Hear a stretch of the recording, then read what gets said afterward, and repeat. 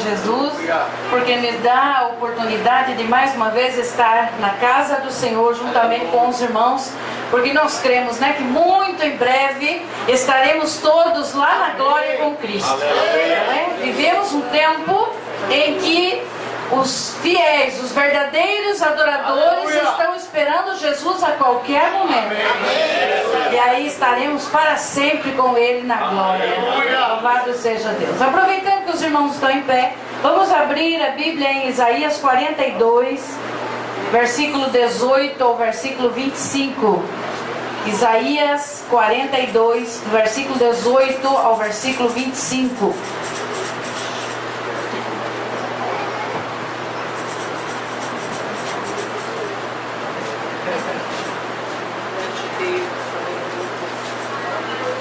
Isaías 42, do versículo 18 ao versículo 25. Diz assim a palavra do Senhor: surdos, ouvi, e vós, cegos, abri os olhos para que possais ver. Quem é cego senão o meu servo, ou surdo como o mensageiro que envio? Quem é cego como o meu amigo, e cego como o servo do Senhor? Tu vês muitas coisas, mas não dás atenção a elas. Embora tenhas os ouvidos abertos, nada ouves. Foi do agrado do Senhor, por amor da sua justiça, engrandecer a lei e torná-la gloriosa. Mas este é um povo roubado e saqueado. Foram apanhados em cavernas e escondidos nas prisões. São levados como presas, sem que ninguém os livre. São despojo e ninguém diz trazei de volta. Quem entre vós ouvirá isso? Quem prestará atenção e ouvirá daqui por diante? Quem entregou Jacó como despojo e Israel aos ladrões? Será que não foi o Senhor, aquele contra quem pecamos, em cujos caminhos eles não queriam andar e cuja lei não queriam obedecer? Então o Senhor derramou sobre Israel a fúria da sua ira e a violência da guerra. Ateou-lhes fogo ao redor, mas eles não perceberam. Também os queimou, mas eles não deram atenção a isso. Os irmãos podem assentar. Nós vamos falar hoje um pouco, um pequeno estudo sobre o perigo da cegueira espiritual. Deus. Glória a Deus, aleluia. Irmãos, Isaías escreve esse texto quando o povo de Israel havia esquecido das grandes coisas, das maravilhas que Deus havia feito e dos ensinamentos daqueles a quem o Senhor tinha levantado para dirigir o povo de Israel. Então, o povo que um dia, como está escrito em Gênesis capítulo 12, versículo 3, vou pedir ajuda aos irmãos aqui, à medida que eu for dizendo os textos, alguém levanta, vamos fazer um estudo, pequeno estudo, sobre o perigo da cegueira espiritual, porque irmãos, nós pensamos que cegos espirituais são aqueles que estão lá no mundo. Mas eu quero dizer para você que cegueira espiritual está acontecendo dentro das nossas igrejas. Verdade. Que muitos que se acham, ou pensam, ou se enganam, chamando-se de cristãos, estão caminhando a passos largos para o inferno, porque estão cegos espiritualmente. E nós vamos ver, irmãos, nesses textos que vamos ler no decorrer deste pequeno estudo em Isaías 42, é de que o povo de Israel era um povo escolhido do Senhor. A Bíblia diz em Gênesis capítulo 12, versículo 3, a parte B do versículo, os irmãos podem ler por favor. Nós vamos ver que Israel não era um povo qualquer. Israel não era uma nação qualquer, era uma nação escolhida e para um propósito. Quem achou pode ler. E abençoarei os que te abençoarem, e amaldiçoarei os que te amaldiçoarem, e em ti serão benditas todas as famílias da terra. E em ti serão benditas todas as famílias da terra. Um objetivo e um propósito de Deus na vida de Israel. Mas nós vamos ver, irmãos, que então a cegueira espiritual estava dentro do povo escolhido de Deus. Israel, o propósito era brilhar. Israel era o propósito de manifestar para as outras nações as bênçãos que Deus manifestava e fazia no meio deles.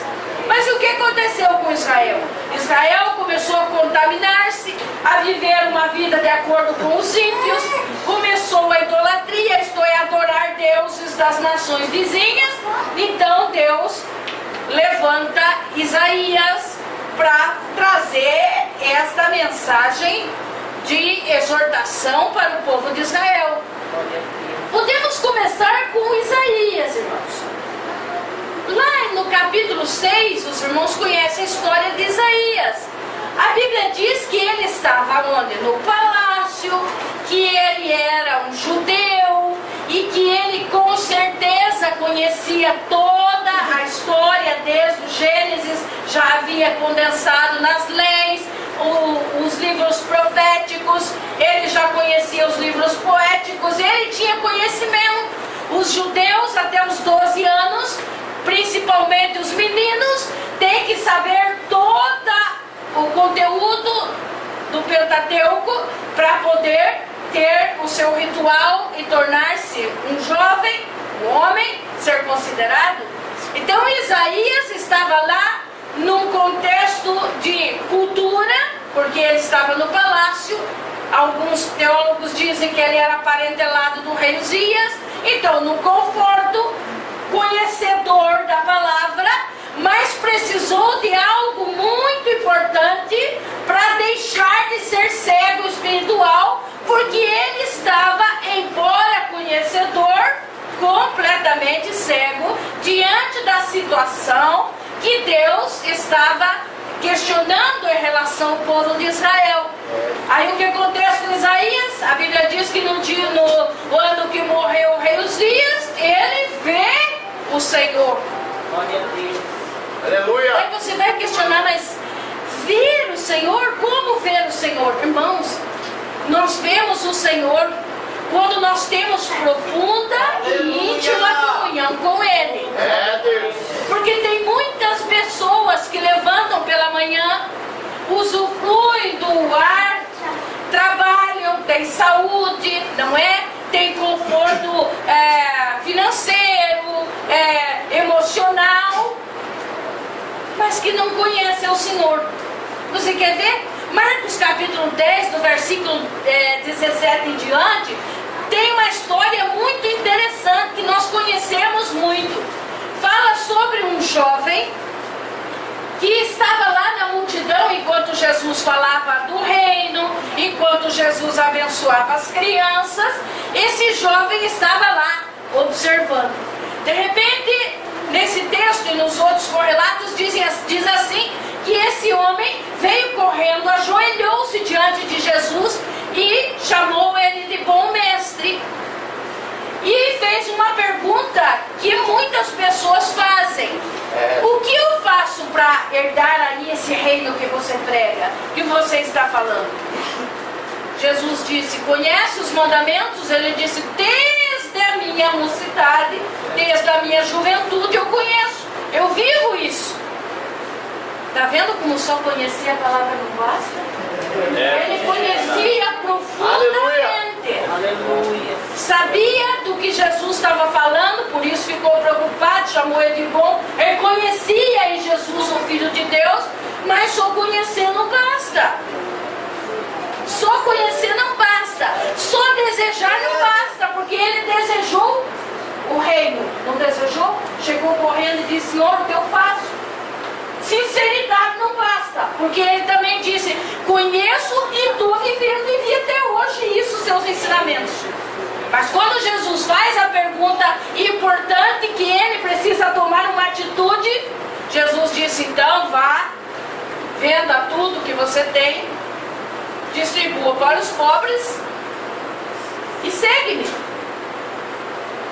Jesus Deus já pediu para você vender a sua casa, seus bens, deixar a sua família? Já fez isso?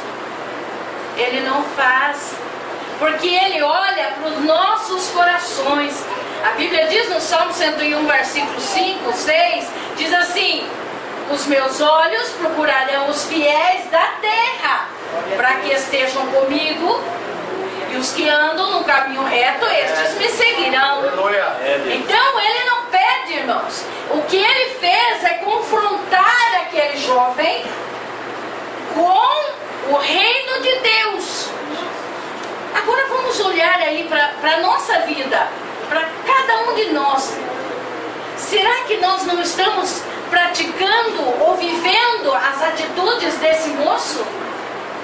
Conhecemos, desejamos, mas na hora de tomar uma atitude de mudança de vida, de tirar as escamas dos nossos olhos e espiritualmente ver a glória de Deus, espiritualmente sentirmos mais a presença do Senhor, temos um desejo profundo de estar na sua casa, não somente para cumprir um calendário, mas para adorar ao Senhor em espírito e em verdade. Sabe por quê? Porque Deus tem um propósito com cada um de nós. E o propósito que Ele tem não é o mesmo na vida do irmão, nem do irmão, embora muitos aqui sejam presbíteros, mas Deus não tem propósitos diferentes? Aleluia. Tem. Deus tem um propósito na sua vida também. Mas o perigo, a cegueira espiritual é uma arma que o diabo está usando ultimamente, nesses últimos dias da era da graça. Porque o que acontece? Há não muito tempo atrás, alguns irmãos aqui já são alguns anos de fé, não é? Lembram-se que qualquer coisa que acontecia na igreja, uma indisciplina, uma rebeldia, as pessoas eram disciplinadas, cortadas muitas vezes, não eram? Nossos líderes eram bem radicais, né? O diabo arrancava os cristãos, fazia as suas ciladas, lançava os seus dardos, derrubava os crentes. Quantos, ao serem disciplinados biblicamente, abandonavam, iam embora, não queriam mais saber da igreja. Hoje a estratégia do diabo é outra. Ele não quer mais tirar nem o crente de dentro da igreja. Ele não quer igreja vazia. Para ele, a igreja cheia e contaminada com cegueira espiritual é a melhor coisa que ele pode ter. Percebe? Uma igreja que não tenha comunhão com Deus e que viva uma vida toda torta nos seus membros, porque eu não estou falando das paredes, eu estou falando de mim e de você. Quando não temos uma vida estruturada, quando não temos comunhão com Deus, quando não temos olhos e ouvidos espirituais atentos à voz de Deus, acaba que ele começa a usar os maus testemunhos dessa determinada comunidade para o que fazer? Denegrir o Evangelho, o reino de Deus. Então não é uma arma poderosa a cegueira espiritual? É. Porque a cegueira espiritual, se mantivesse o cristão sentado no seu banco, mas não tivesse e não desse nenhum problema, ele não ia gostar. O problema é que o cego espiritual, primeira coisa que ele faz é desobediente ao pastor, ao líder das irmãs, dos jovens, não. Desobediente à palavra de Deus. Desvirtua a palavra de Deus. Começa a dizer, não é bem assim. Não, mas não é bem desse jeito. Ah, não, mas o meu coração se sente em paz fazendo isso, fazendo aquilo. Desobedecendo a palavra de Deus. O primeiro perigo é esse. Leia para mim Isaías 42, 24 e 25. Desobediência à palavra aonde leva? Aonde vai nos levar quando dentro da igreja, cegos espiritualmente, somos levados pela desobediência?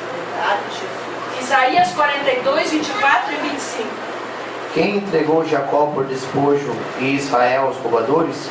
Porventura não foi o Senhor aquele contra quem pecaram, e nos caminhos do qual não queriam andar, não dando ouvidos à sua lei? Pelo que derramou sobre eles a indignação da sua ira, e a força da guerra ele pôs labaredas em redor. Mas nisso não atentaram, e os queimou, mas não puseram nisso o coração. Irmãos, aqui está para os nossos dias hoje. Quantas pessoas estão sofrendo ataques do inimigo, estão sofrendo por enfermidades, por problemas. Não estou dizendo que todas as enfermidades são malignas, mas eu estou dizendo que é uma arma na mão do inimigo, que Deus permite. Irmãos, eu quero dizer, a Bíblia nos dá margem para entendermos que Deus só tem compromisso com quem tem compromisso com Ele. Não é assim? Um crente fiel e verdadeiro, quando levanta a sua mão, é estrago para o diabo, é estrago para o reino do mal. Porque o crente que levanta a mão em nome de Jesus, coisas tremendas têm que acontecer. Aquele que não é cego espiritual, é obediente à palavra do Senhor, quando ele fala, a sua palavra tem poder. Eclesiastes não fala isso? A palavra do rei tem poder. Mas quem nós somos? Nós não somos filhos do rei? Nossa palavra tem poder, o mesmo poder que tem a palavra do rei. Porque além de filhos do rei, nós somos cobertos pelo sangue de Jesus e temos autoridade no nome de Jesus. Mas será que tem autoridade aquele que não é obediente à palavra? Atos capítulo 19, versículo 13 em diante, tem uma passagem bastante conhecida. Diz assim que 7 jovens, filhos dos sacerdotes, sumos sacerdotes, seguiam o apóstolo Paulo de longe. E viu o apóstolo Paulo expulsar demônios, e viram o apóstolo Paulo curar enfermos, pregar e muitas pessoas se converter. E nesse texto a Bíblia diz que esses jovens de repente estavam numa casa onde havia um endemoniado. Vamos fazer aquilo que o apóstolo Paulo faz. Chegaram diante do endemoniado, expulsamos em nome do Jesus que o Paulo prega. O que aconteceu com eles? Foram surrados, envergonhados, machucados e expulsaram o demônio? Não. Só conhecer não basta. Não tem poder de Deus, não tem Espírito Santo na sua vida, vai falar, vai agir e vai ser envergonhado. Porque a Bíblia diz que Deus só tem compromisso com quem tem compromisso com Ele. O apóstolo Paulo era um homem cheio do Espírito Santo.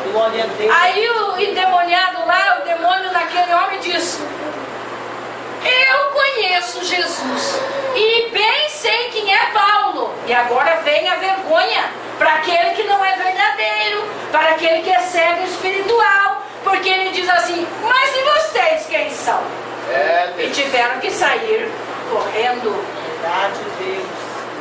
Irmãos, a autoridade do nome de Jesus não é só para a liderança, é para todo aquele que crê, que crê em Cristo Jesus, que crê no poder da sua palavra e que é obediente. 1 João capítulo 3, do versículo 1 em diante, diz assim: nisto sabemos que o conhecemos, porque guardamos os seus mandamentos. Você viu no texto lido? Porque não obedeciam à lei, quer dizer, eram desobedientes à palavra. Deus simplesmente deixou que aquele povo que agora era idólatra e que deveria ser seu instrumento para ganhar todas as nações em volta, fosse o quê? Massacrado por guerra, por problemas, por enfermidades terríveis, e simplesmente silenciou. Deus não fala com os cegos espirituais. Porque quem é cego espiritual também é surdo espiritual. E arrisca de vir na igreja todos os domingos, todas as terças, quintas, quando tem reuniões, é assíduo da escola dominical, mas está dentro do contexto que nós lemos. Ouve, mas não guarda. Vê, mas não enxerga. Conhece, mas não vive.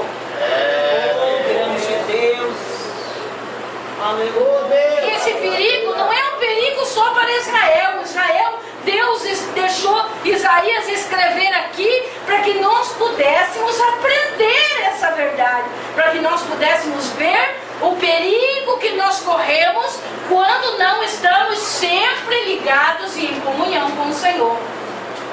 Então, um dos perigos da cegueira espiritual é a falta de conhecimento. Isaías 1, capítulo 3 e 4. Por causa da falta de conhecimento. Irmãos, tem pessoas que confundem. Diz assim, conheço seminaristas e colegas missionários que diz assim: já li a Bíblia 18 vezes. Tem um que me disse: eu já li a Bíblia 38 vezes. Eu falei: graças a Deus. Mas conversando com essa pessoa, muitas heresias. Porque só ler não resolve. O crente que tem a sua visão aberta e o seu ouvido atento e é dependente, quando ele lê a palavra, irmãos, o Espírito Santo de Deus é que vai esclarecer. Você já percebeu que aqueles crentes que são problemáticos, que dão problemas para dor de cabeça para a liderança da sua comunidade, da sua liderança, os jovens, as mães, os pais, é aquele que não lê a Bíblia? Ou é aquele que lê e acha que sabe tudo? Ou é aquele que não ora nas reuniões de oração? Não vem. Nas reuniões de ensino? Não vem. Pessoas que não têm conhecimento profundo na sua vida, gerado pelo Espírito Santo, não tem como viver uma vida de tal forma que seja testemunho de bênção para outros que olham. Não é? Não tem como ser bênção. Se nós vamos lá fora no mundo e perguntamos: você quer ir para o céu? Eu até hoje não encontrei ninguém que diga que quer ir para o inferno. Ninguém quer ir. Aí você fala: mas então você aceitou Jesus? Não, veja bem, eu não mato, eu não roubo, eu não fumo, eu não bebo. Então, está vendo que conhecimento tem? Nenhum conhecimento. Porque a Bíblia diz o quê? João capítulo 14, versículo 6. Eu sou o caminho, a verdade, a vida. Ninguém vem ao Pai senão por mim. Então, não matar, não roubar é obrigação nossa. Tanto dos que têm visão espiritual quanto dos cegos. A diferença é que nós vivemos tudo aquilo que o mundo lá apregoa, mas além disso, nós vivemos para a glória do Senhor. Amém. Dispostos como instrumento nas mãos do Senhor para ganhar muitas almas para o seu reino, para fazer com que essas escamas, com que esta cegueira que leva o mundo lá fora a cair em valas, ser levados a passos largos para o inferno, recebam agora a luz do Senhor e possam ver e receber Jesus como Salvador, para ter os olhos abertos, para ter a sensibilidade e desejo de conhecer a palavra de Deus profundamente. Isaías 1, 3, versículo 4. Isaías 1, versículo 3 e 4. O boi conhece o seu possuidor, e o jumento a manjedoura do seu dono. Mas Israel não tem conhecimento, o meu povo não entende. Ai da nação pecadora, do povo carregado de iniquidade, da semente de malignos, dos filhos corruptores. Deixaram o Senhor, blasfemaram do Santo de Israel, voltaram para trás. irmãos, essa palavra é muito pesada e muito séria. Porque deixar o Senhor não é, hoje, nos nossos dias, não é mais desligar-se das igrejas. É o que eu já disse. Tem muito crente brincando de cristão e que já deixou o Senhor há muito tempo. Porque a cegueira foi chegando devagar. O desânimo foi chegando devagar. A falta de vontade, de desejo de servir ao Senhor foi chegando devagar. Como hoje não existe aquele impacto, né, de sair, de abandonar, muitos preferem continuar assentados, tremendamente cegos, guiando muitas vezes outras pessoas para o abismo e para a queda. Falta de conhecimento não é falta de leitura. Falta de conhecimento é comunhão profunda com Deus. Conhecer a Deus. Se eu perguntasse aqui, como que é Deus, irmão? A irmã vai dizer como Deus é segundo as suas experiências. Se eu perguntar aqui e lá, nós vamos ver várias respostas. Mas Deus, conhecer a Deus, é permitir que o Espírito Santo de Deus trabalhe nas nossas vidas, de forma que nós possamos representar o reino de Deus aonde quer que a gente vá, para que as pessoas vejam a glória do Senhor na nossa vida, que andamos não por vista, mas por fé, que andamos na dependência do Senhor, através do mover do seu Espírito Santo. Por isso não somos cegos. Por isso, quando o inimigo atenta a lançar um dardo, quando ele atenta armar uma laçada, a Bíblia diz em Oséias, num dos profetas menores, que Deus não faz nada sem avisar os seus filhos. Muito menos o diabo pode fazer alguma coisa sem que Deus nos avise primeiro. Mas ele vai avisar. E se for surdo espiritual? E se for cego espiritual? Vai ouvir? Vai ouvir a voz de Deus? Vai ouvir o alerta de Deus? Nem que alguém venha e profetize, ainda vai desacreditar. E vai cair na cilada, vai cair no buraco, e depois a dificuldade, a catástrofe vai acontecer. Porque nós não podemos esquecer de um detalhe muito importante, irmãos. Jesus está voltando.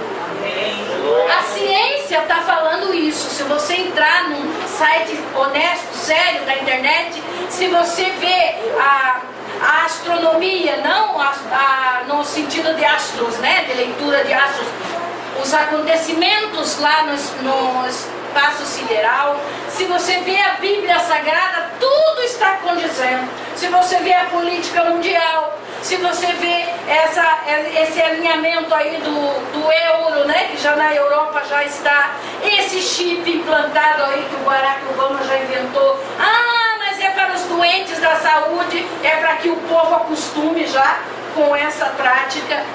Tudo isso está nos dizendo que Jesus está voltando. Irmãos, e é só os verdadeiros adoradores que vão desaparecer no piscar de olhos. É só os obedientes à palavra, aqueles que conhecem a Deus profundamente, aqueles que não são teimosos, porque ouvem o ensinamento, sabem, conhecem e ainda assim praticam e desagradam a Deus. Não vai haver dois tipos de cristão lá no céu. Não vai ter. Vai ter um tipo só. Não pense você que é denominação. Não. Vai ter toda a tribo, toda a língua, toda a nação. Todos, mas com uma diferença. Os comprados, os remidos e os cheios do Espírito Santo. E quem é cheio do Espírito Santo, este tem seus olhos abertos e os seus ouvidos atentos. Sabe por quê? Porque a Bíblia diz que é uma trombeta que vai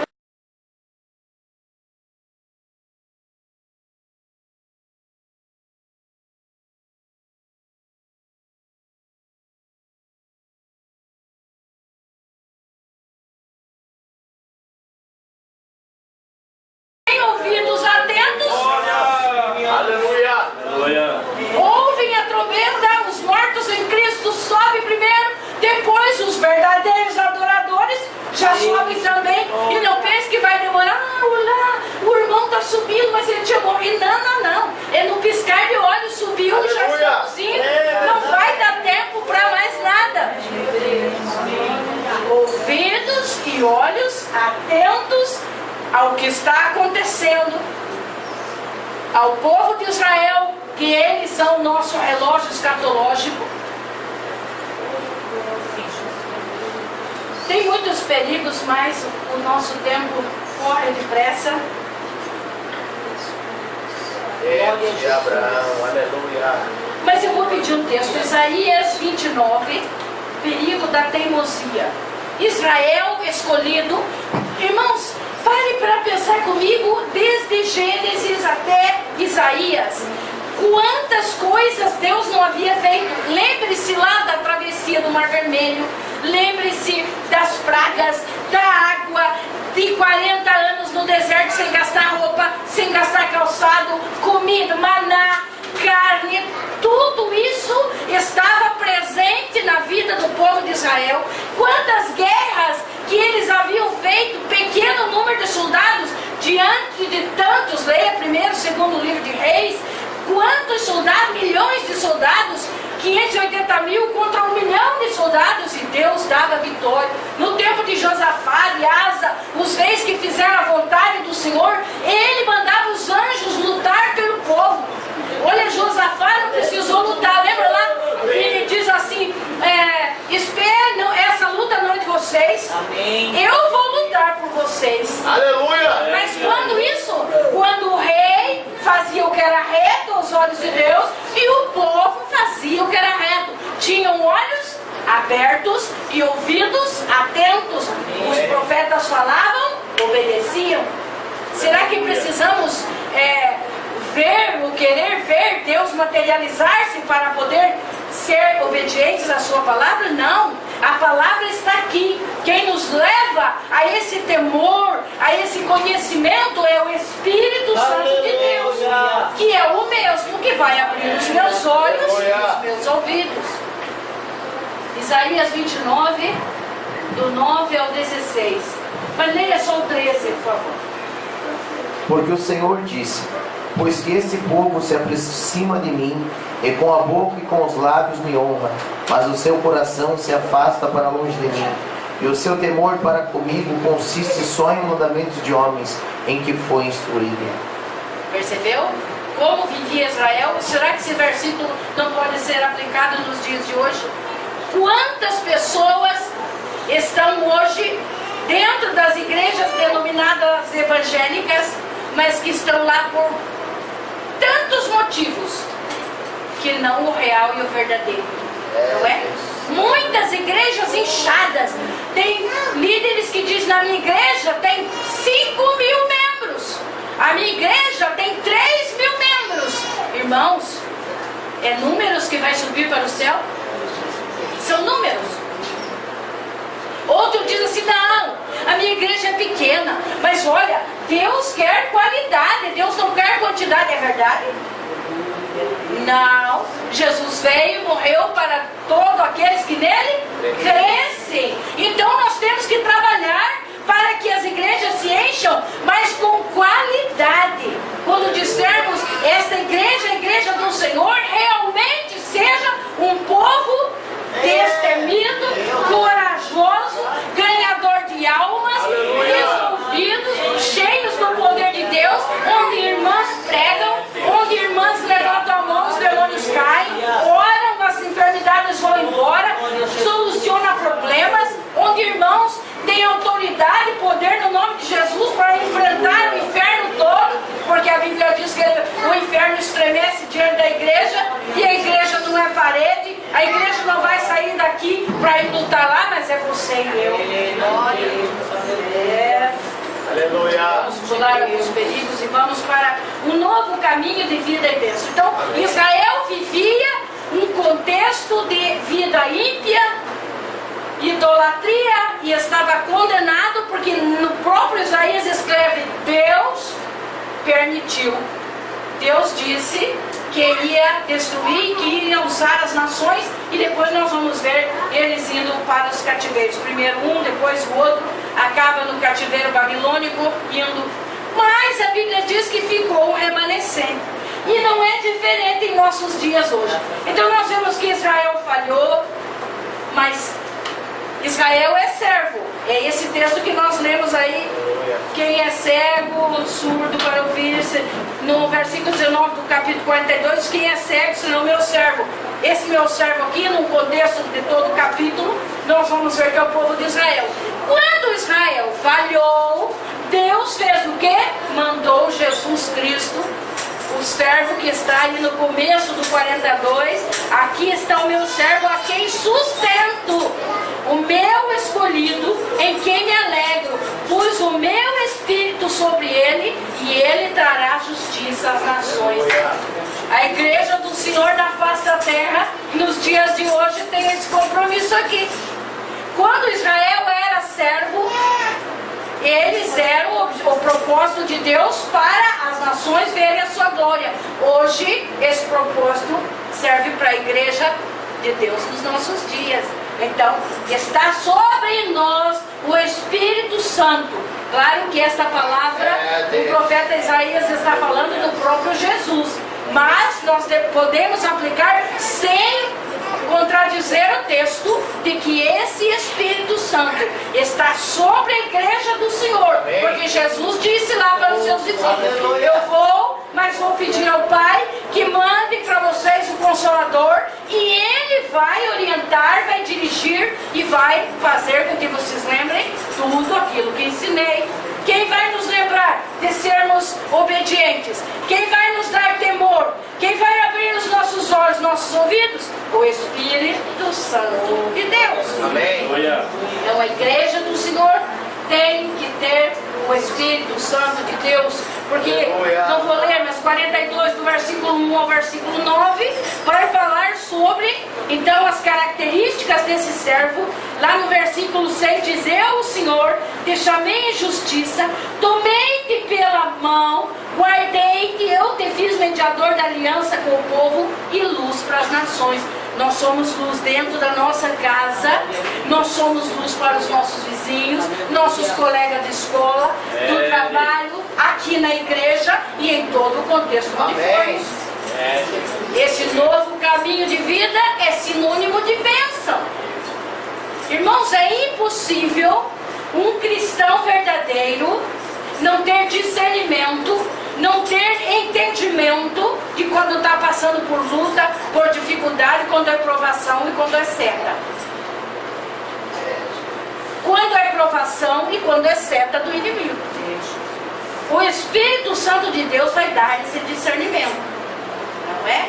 Então, existe a seta do inimigo, existem as provações para que a nossa fé seja edificada, existem, mas neste caminho, nessa vida, nesse renovo, nessa restauração, existe sempre as bênçãos gloriosas do Senhor nosso Deus. E Cristo, então, é a restauração. João 8,12, parte B do versículo, por favor. Jesus como restauração. Isaías, enquanto isso eu procuro outro texto. Isaías 9, versículo 2 diz assim: o povo que andava em trevas viu uma grande luz, e resplandeceu a luz sobre os que habitavam na terra da sombra da morte. Irmãos, o que a Bíblia diz sobre o mundo? Que o mundo jaz no maligno, que o mundo está em trevas, mas nós somos a luz, porque nós temos a luz do mundo em nossas vidas. Jesus não é a luz do mundo? A Bíblia não diz que também nós somos a luz, somos luz? Que tipo de brilho está detonando de nós? Que tipo de brilho está a sua vida e a minha vida diante das trevas do mundo? Deus. Estamos caminhando como cegos? Ou estamos sendo instrumentos de Deus para que pessoas vejam o caminho e venham à casa do Senhor para também receber a bênção da luz, da salvação e da vida eterna?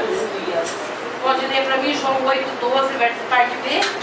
Eu sou a luz do mundo. Quem me segue não andará em trevas, mas terá a luz da vida. Queremos a luz da vida? Então vamos ser cheios do Espírito Santo e termos olhos e ouvidos abertos. Muito bem. Consequências da cegueira espiritual. Israel tornou-se infrutífero. Está lá em Romanos 11:17, que devido ao adiantado da hora, vamos passar. A consequência é a rejeição ao conserto. Leia 1 João, capítulo 1, versículo 11. Rejeição ao conserto. Pode ler. Veio para o que era seu e os seus não o receberam.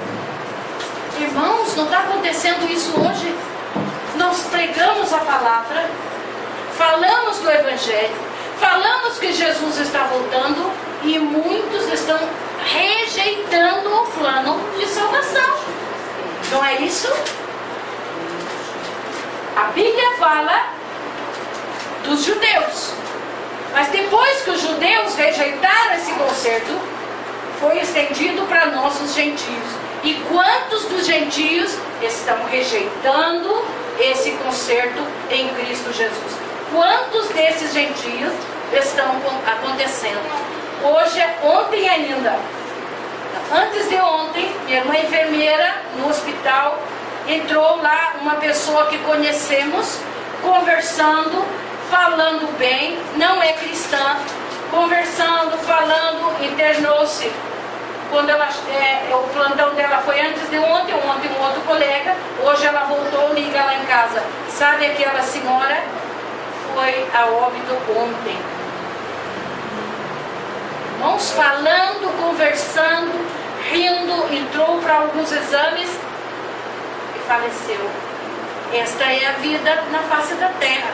Mas aqueles que têm certeza de salvação, aqueles que são cheios do Espírito Santo, quando chega a hora, irmãos, tem certeza de uma vida eterna com Cristo. Amém. Mas aqueles que são cegos espirituais e surdos espirituais não têm certeza de salvação. Essa é uma das medidas que nós temos que ter conosco. Se Jesus voltasse agora, irmãos, se Jesus voltasse agora, como está a minha vida? Será que eu vou? Isso é eu e Deus. Então é muito sério. Porque a nossa vida espiritual, o pastor não vê. Ele vê as evidências, né? As evidências ele vê de pessoas que são de oração, de pessoas que são de jejum, de pessoas em que a autoridade do Senhor se manifesta. Mas na maioria os líderes não sabem, mas Deus sabe. É verdade. O salmista diz que ele esquadrinha o nosso pensamento. Ele conhece o nosso assentar, o nosso levantar. Ele conhece quando nós estamos no quarto sozinhos, sem ninguém, sem nada. Ele sabe. O que eu penso que vou fazer amanhã, que penso porque não sei, é daqui a 5 minutos, mas ele sabe. Ele sabe quando me arrependo sinceramente e quando eu só digo que me arrependo. É Deus. Ele sabe todas as coisas. Deus de Abraão. Rejeitar é um dos perigos. E um dos perigos maiores é ser levado para o cativeiro. Israel foi para o cativeiro. O crente cego espiritual vai acabar cativo do pecado, cativo dos demônios, cativo da tristeza, da angústia, vai ser cativo da enfermidade, vai ser cativo de tantas outras coisas, do desespero, da angústia, vai ser cativo por quê? Porque este é o preço para aquele que não tem a presença poderosa do Espírito Santo. E o sofrimento, irmãos, de Israel não foi só para aquele povo, lembra? Não foi só para aqueles que foram cativos. Não foi só para os idólatras. Toda a nação de Israel foi cativa. Por que tinha um remanescente que voltou depois? Porque tinha alguns que eram fiéis. Tinha alguns que eram verdadeiros adoradores. Mas porque a nação na maioria era idólatra. Os que eram verdadeiros também sofreram, não foi isso? Por isso houve remanescentes para voltar, porque alguns eram fiéis. Não tem isso na Bíblia? Tem. Daniel, Sadraque, Mesaque, Abednego e outros com eles, depois voltaram, né? Zorobabel, Neemias, Esdras, que vieram do cativeiro, porque eram fiéis a Deus, mas pereceram junto. Quando nós somos cegos espirituais e surdos, irmãos, nós estamos trazendo maldição para a nossa família, para a nossa vida, para a nossa igreja e para todo o contexto, para a nossa cidade. Porque para Israel o sofrimento veio para todos, para a nação inteira, para o pai, para a mãe, para os filhos e até para as gerações futuras. Que isso não aconteça conosco, né? Mas que Deus dê-nos oportunidades ainda para que consertemos as nossas vidas, para que tenhamos sempre na nossa mente de que só vai herdar o céu, só vai morar na glória com Cristo os que são cheios do Espírito, porque estes terão os ouvidos e os olhos a ver. Israel virou as costas para Deus, pensando que teria condição de vencer sozinho. Quantas pessoas hoje pensam que porque tem dinheiro, porque tem posição, porque tem um sobrenome de peso, pode vencer sozinho. Ninguém vence se não for em Cristo Jesus. E para encerrar, então, nós temos que manter os nossos olhos e ouvidos atentos para não perdermos a visão da cruz de Cristo, porque é só olhando para o autor e consumador da nossa fé é que nós teremos vitória e muito breve nos encontraremos com Cristo. Amém? Quero pedir para que você feche os seus olhos.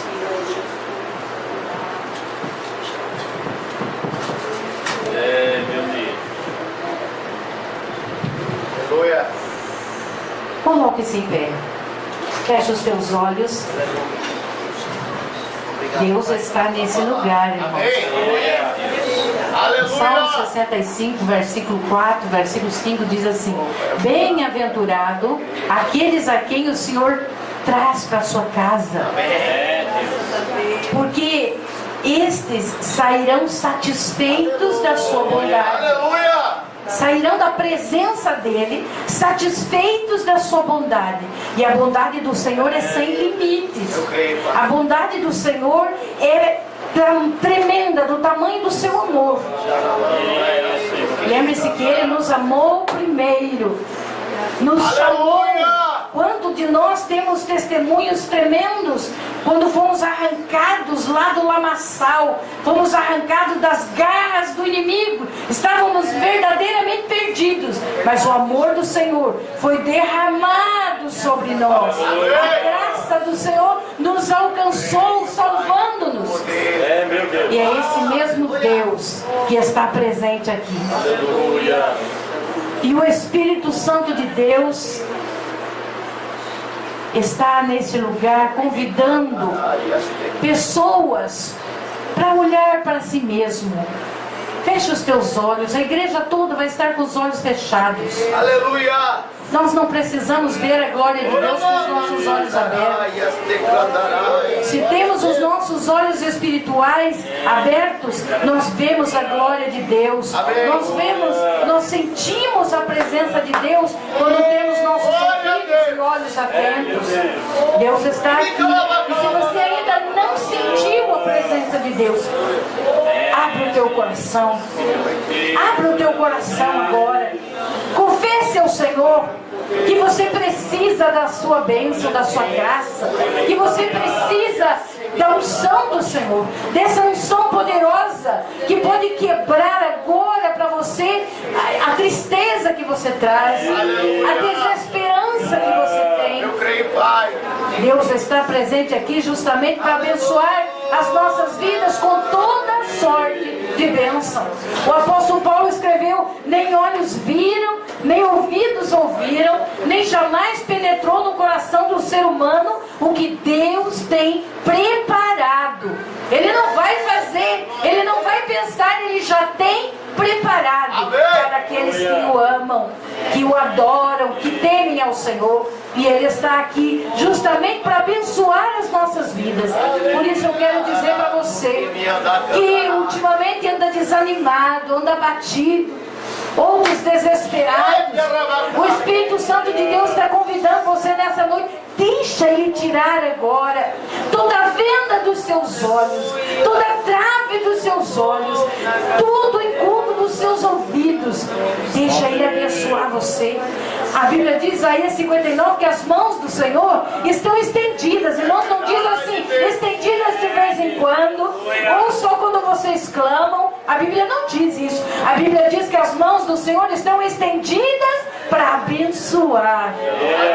As mãos do Senhor estão estendidas sobre esse lugar para abençoar você e abençoar a mim. E agora a bênção é você que determina.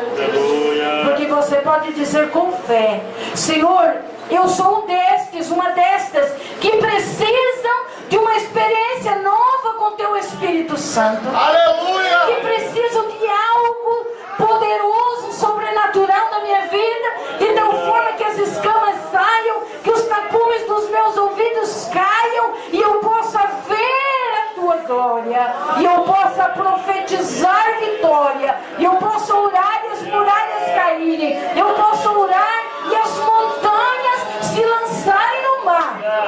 As montanhas dos problemas, das lutas, das dificuldades vão sair da sua frente. Porque se não saírem, Deus é poderoso para colocar você na concha das mãos dele e transpor as montanhas. E você vai passar do outro lado e vai glorificar esse Deus.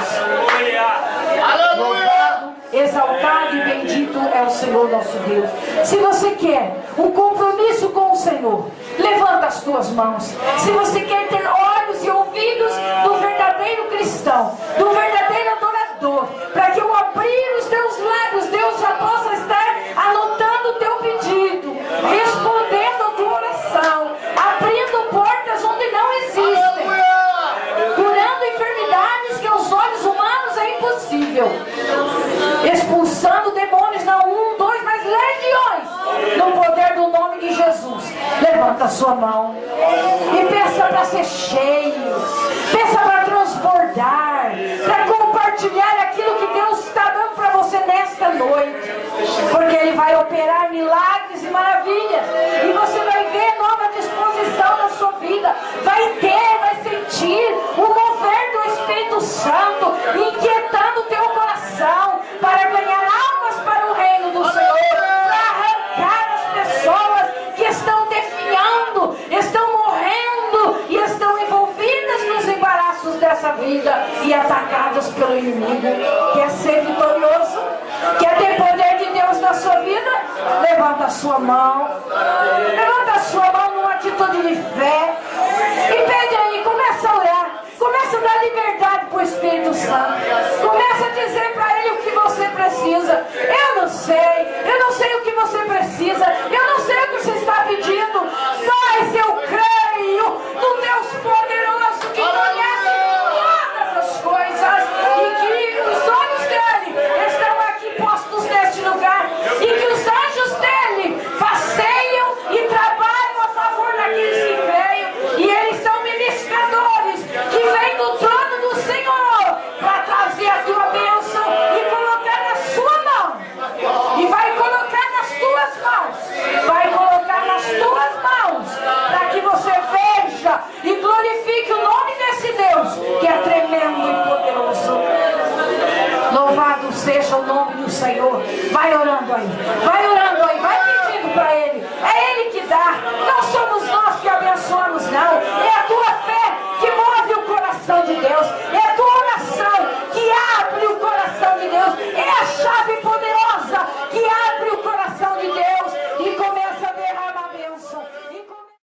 Senhor, que o Espírito Santo de Deus opere poderosamente na sua vida, nas nossas vidas nessa noite, e a glória do Senhor nos acompanhe onde quer que vamos, para que brilhe o nosso rosto diferenciado das trevas. Somos luz do mundo para ganhar almas. almas. Senhor, nosso Deus e nosso Pai, em nome de Jesus Cristo, teu Filho, nós oramos nesta hora, confiados no poder da tua palavra, que estas mãos que se levantaram numa atitude de fé, Senhor, estejam recebendo poder, recebendo autoridade, batismo com teu Espírito Santo, coisa que muitas pessoas pensam que é alegoria, coisa que muitas pessoas pensam que é só para liderança. Batiza com o Espírito Santo, Pai, batiza com dons de línguas, batiza agora, Senhor, faz como fez com Isaías, que tomou uma atitude depois, que a brasa viva do teu altar tocou nos seus lábios. Traz essa brasa, Senhor, manda o teu anjo com brasas vivas para tocar nos nossos lábios, para tocar nos nossos pensamentos e para dar a vitória, para engrandecer, exaltar e bendizer o teu nome nas nossas vidas. Nós estamos orando, Pai, confiados no poder da tua palavra. Agora, Senhor, em nome de Jesus Cristo, teu Filho, nós declaramos as pessoas que entraram aqui doentes e enfermas, curadas em nome de Jesus. Aqueles, Senhor, que estão passando lutas, dificuldades nas suas casas, tristeza nas suas casas, eu repreendo agora, em nome de Jesus Cristo, teu Filho, todo o poder das trevas saia da vida do teu povo, saia da casa do teu povo, onde estiver alojado, saia e glorifique o nome do Senhor. Aqueles que se sentirem libertos e abençoados, que possam testemunhar ainda neste lugar, pela transformação de vida, pelo novo, Senhor, horizonte que se desenha, pela nova história escrita em suas vidas, porque tiveram seus olhos e ouvidos atentos e abertos para ver e ouvir a glória do Senhor manifesta. Fica conosco, Pai, nesta noite e para sempre. Sela-nos, Senhor, com teu Espírito Santo e glorifica o teu nome, porque oramos em nome de Jesus, para a glória dele. Amém, amém e amém, Jesus. Os irmãos podem assentar. Eu quero agradecer o convite do pastor Fábio. Conhecemos este casal jovem há muitos anos, né? E temos o privilégio de acompanhar, né, o que Deus tem feito. São promessas, irmãos, que foram feitas quando eles eram jovenzinhos. Estherzinha nem era nascida e Deus já falava muitas coisas, muitas promessas que ainda tem a se cumprir, mas que nós cremos que assim será, porque Deus é poderoso. Em nome de Jesus. Glória a Deus, amém? Você pode dar uma linda salva de palmas para o Senhor? Ele é maior.